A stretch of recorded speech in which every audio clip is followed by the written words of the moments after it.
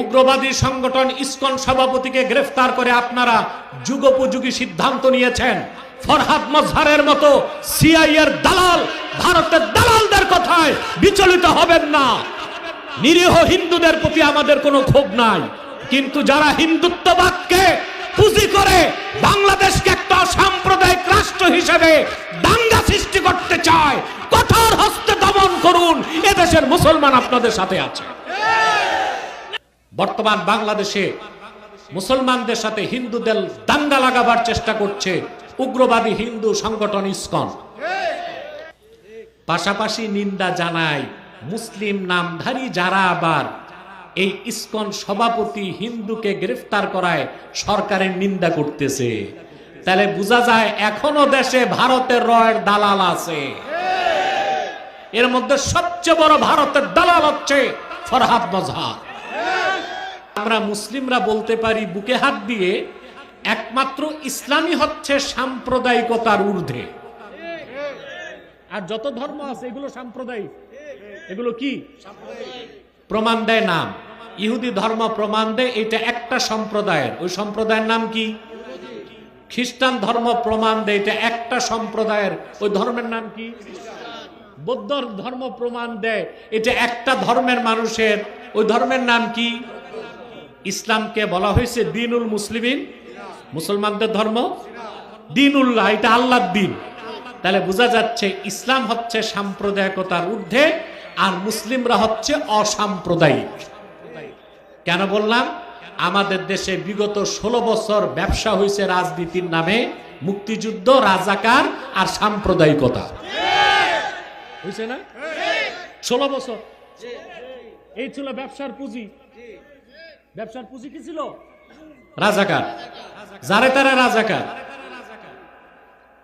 কি হাস্যকর কথা, আপনারা দেখেছেন এই সরকার পতনের আগে এটিএন বাংলা একটা চ্যানেল আছে না, ওখানে এক বিচারপতি, সাবেক বিচারপতি, এটারে বিচারপতি যে বানাইছে ওটারও জুতা মারা দরকার।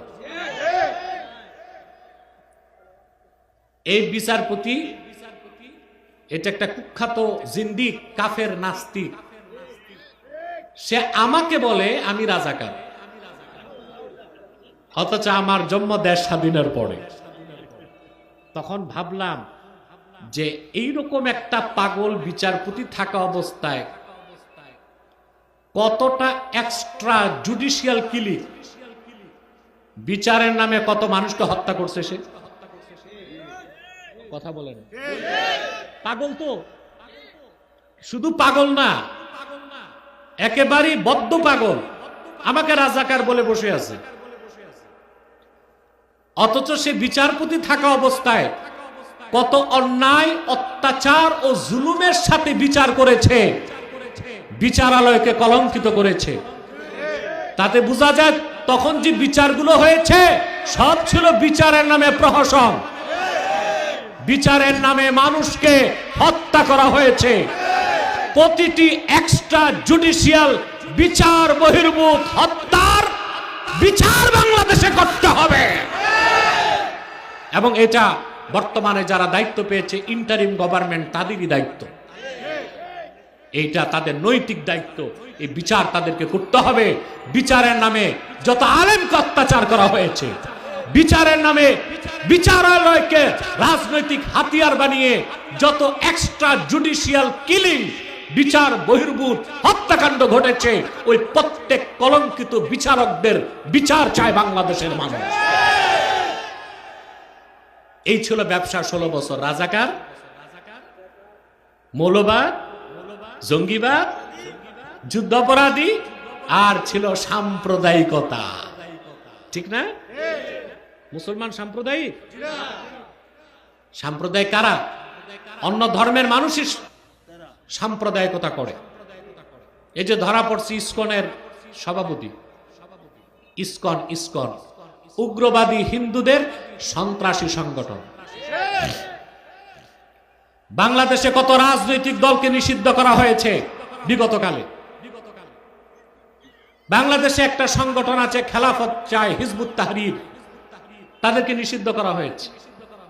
অথচ উগ্রবাদী হিন্দুদের সংগঠন ইসকনকে এখন পর্যন্ত নিষিদ্ধ করা হয় নাই। বর্তমান বাংলাদেশে মুসলমানদের সাথে হিন্দুদের দাঙ্গা লাগাবার চেষ্টা করছে উগ্রবাদী হিন্দু সংগঠন ইসকন। আমরা বর্তমান সরকারকে সাধুবাদ জানাই, ইসকনের সভাপতি সন্ত্রাসীটাকে গ্রেফতার করায়। পাশাপাশি নিন্দা জানাই মুসলিম নামধারী যারা আবার এই ইসকন সভাপতি হিন্দুকে গ্রেফতার করায় সরকারের নিন্দা করতেছে। তাহলে বোঝা যায় এখনো দেশে ভারতের রয়ের দালাল আছে। এর মধ্যে সবচেয়ে বড় ভারতের দালাল হচ্ছে ফরহাদ মজহার। এরও আমি ধরছি। এই কুলাঙ্গারটা বলেছিল আরবের ইসলাম বাংলাদেশে চলবে না। আমি বলেছি আরবের ইসলাম ছাড়া তো ইসলামই নাই। এই কথা বলে এই কুলাঙ্গারটা কাফের হয়ে গেছে। ছাত্র সমন্বয়কদেরকে আমি বললাম, ওকে বলো আমি ডিবেটে আসব, অনলাইনে না অফলাইনে, এবং সেটা বিশ্ববিদ্যালয়ের টিএসসিতে ওরে দাঁড় করাও। রাজি হয় নাই। ও আর কি, ওর বাবা দাদা যেগুলো বুদ্ধিজীবী আমার কাছে হারছে। এই ফরহাদ মজহারের সুরতটা দেখছেন? লম্বা কুর্তা, এত মোটা পায়জামা লাগায়, ওটার ভিতর নাতিরে ঢুকানো যাবে। মাথায় কিম্ভূত কিমাকার টুপি, নাভি পর্যন্ত দাড়ি, 3 ইঞ্চি মোটা মোষ, হাসে না কান্না করে বুঝার উপায় নেই। পিছনে সরস্বতীর মূর্তি, সামনে লালনের বেহালা। সে হচ্ছে বুদ্ধিজীবী। আমাদেরকে নসিহত খয়রাত করে কিভাবে বাংলাদেশ গঠন করতে হবে। তোমার মতো মেয়াদ উত্তীর্ণ গাজাখোর বুদ্ধিজীবীর বুদ্ধি নিয়ে আলেমরা বাংলাদেশ তৈরি করবে না। কোরআন সুন্নাহর আলোকেই নতুন বাংলাদেশ পুনর্নির্মাণ করা হবে ইনশাআল্লাহ।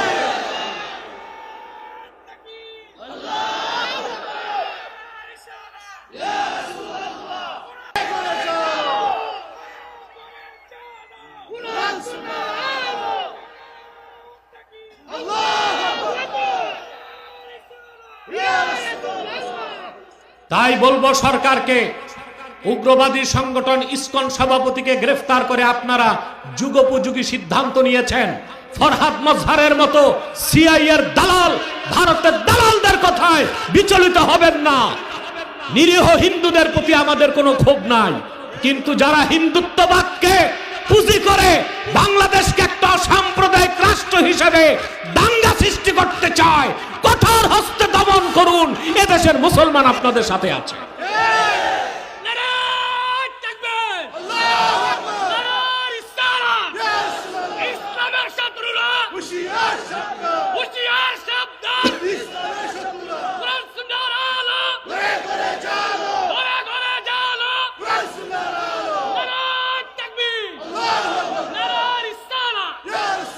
সম্মানিত সুধী, তাহলে ইসলাম হচ্ছে সাম্প্রদায়িকতার ঊর্ধ্বে। ইসলাম এসেছে শুধু মুসলিমদের জন্য না, ইসলাম এসেছে মুসলিমদের নাজাতের জন্য আর অমুসলিমদেরকে নিরাপত্তা দেবার জন্য। সুবহানাল্লাহ। ইসলাম সাম্প্রদায়িকতার ঊর্ধ্বে, কারণ ইসলামের নাম দ্বীনুল মুসলিমিন না, মুসলমানদের ধর্ম না, ইসলামের নাম দ্বীনুল্লাহ। দ্বীনুল্লাহ অর্থ কি? আল্লাহর দ্বীন। সুবহানাল্লাহ বলবেন না? আমার ভাইয়েরা, এখন আসুন, ইসলাম হচ্ছে দ্বীনুল্লাহ, জমিন হচ্ছে আরদুল্লাহ, আমরা হচ্ছি ইবাদুল্লাহ। সুবহানাল্লাহ। আমরা কি? ইবাদুল্লাহ মানে আল্লাহর বান্দা, দ্বীনুল্লাহ মানে আল্লাহর দ্বীন, আরদুল্লাহ মানে আল্লাহর জমিন। তাহলে আল্লাহর জমিনে আল্লাহর বান্দারা আল্লাহর দ্বীন মোতাবেক রাষ্ট্র চালাবে। মুসলমানদের এই দাবিটা যৌক্তিক না অযৌক্তিক? সাম্প্রদায়িকতার তকমা দিয়া ইসলামী রাষ্ট্র বানাবার কনসেপ্টের বিরোধিতা করার কোনো সুযোগ